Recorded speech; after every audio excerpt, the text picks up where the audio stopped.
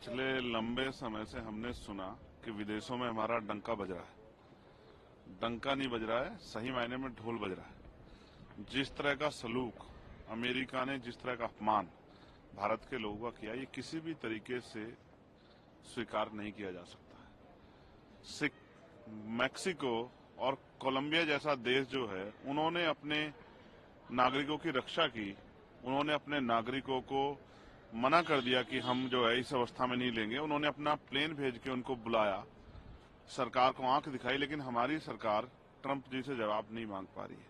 हमने नमस्ते ट्रंप कराया, हमने वहां जाके प्रचार किया, उसके बावजूद भी जिस तरह का सलूक वो भारतीयों के साथ कर रहे हैं, यानी कि भारत की धरती पे आने के बाद भी इतने लंबे सफर में टांगों में जो है बेड़िया बांध के, पेट पे बेड़िया बांध के, हथकड़ियां बांध के, और किस तरह से बहनों को, बच्चों को और वहां जो नौजवान जिनको वापस लाया गया, और ये किसकी वजह से हुआ?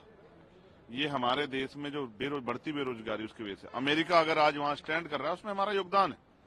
हमारे जो ब्रेन है, जो हमारी क्रीम लेयर है, वो यहाँ से वहां गई है।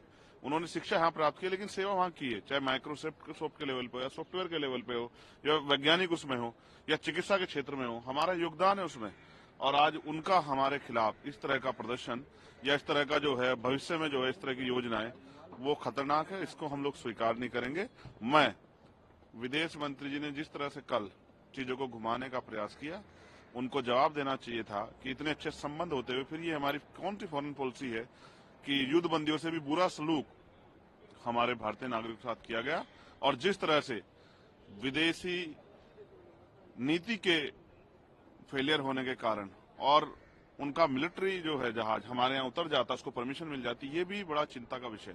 इसलिए मैं विदेश मंत्री से इस्तीफे की मांग करता हूं कि वो इस्तीफा दें, क्योंकि उन वीडियो में देख के अपने भारतीय नौजवानों को जो तकलीफ हमें हुई, जो भारत का अपमान हुआ है, वो हम लोग किसी कीमत पर स्वीकार नहीं करेंगे। और मैं ऐलान करता हूं, अगर ट्रंप साहब यहाँ किसी सार्वजनिक कार्यक्रम में आएंगे तो आजाद समाज पार्टी उनका पुरजोर विरोध करेगी।